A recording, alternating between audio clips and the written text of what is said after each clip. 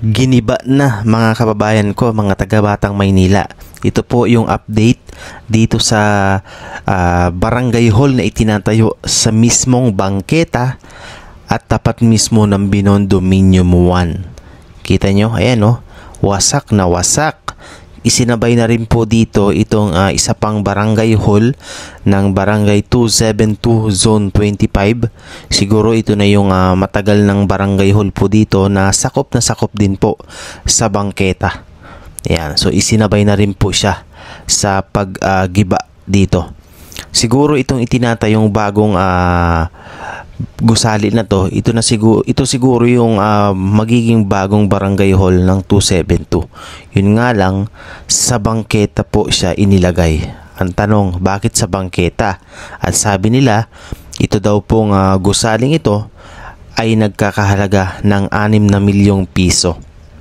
Kayo po ang tatanungin ko, sa tingin ninyo, 6 na milyong piso po ba ang halaga ng ganyang istruktura? Comment down below po kayo dyan, mga kababayan ko. Ayan no, kitang-kita ninyo, talagang sakop na sakop yung bangketa, no? So, kung inyo makikita rin, halos wala na rin madaanan ito mga tao nasa kalsada na rin. Marami na ang obstruction sa kalsadang ito dito sa Delpan Street. Sumabay pa itong mga itinatayong illegal na istrukturang ito. Ang ganda pa nito nung una, mga kababayan ko. Kung makikita nyo nung una pa to, ang ganda, may hagdanan pa. Nandiyan pa nga nakatatak pa nga yung pangalan niya dito. Nakalagay attorney, no? Attorney kasi siya yung nakakasakop ng distritong ito, yung congressman na yun. Ngayon, tinanggal agad at eto, wala na, giniba na po, no? Kita nyo naman, no? Ang dami nang obstruction na sa kalsadang ito. Dumagdag pa itong mga pinapatayo nila. Masabi lang na may proyekto sa mamamayan pero hindi naman mapapakinabangan. Kaya ang gobyerno ng Maynila ngayon hindi na nagdalawang isip. Lahat ng mga barangay hall or kahit na anong istrukturang nakaharang sa kalsada, lahat po yan ay gigibain. Kita nyo sa part na to sa Delpan Street, ayan, kabilaan, di ba? Double parking, no? Ang daming mga nakaparada.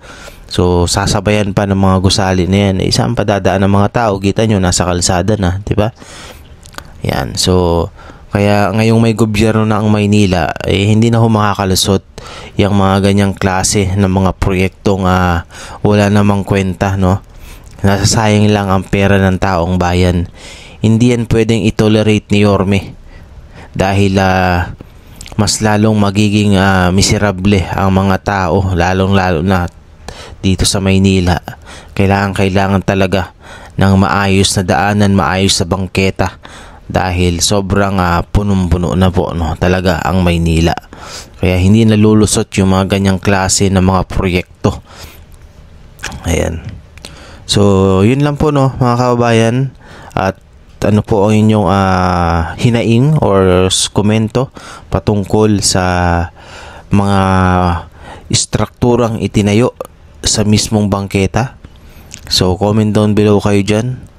At sa ngayon po ay nandito tayo sa kahabaan naman ng CM Recto. Mula dito sa may Delpan Street, dire-diretso po to ay Divisoria na. So, yan. Yun lamang po at maraming salamat. So, enjoy ang ating pagbibisikleta. Medyo maulan pa rin ngayon. Tuloy-tuloy pa rin po ang pag-ulan at nawa po ay nasa mabuti tayong kalagayan, mga kababayan ko. At lagi tayong mag-iingat sa mga panahong ganito at lagi nating ipagdasal yung mga kababayan nating nasa lanta ng pagbaha, dulot ng habagat at walang tigil na pag-ulan. Maraming salamat po and ingat po tayong lahat. God bless and Manila, God first.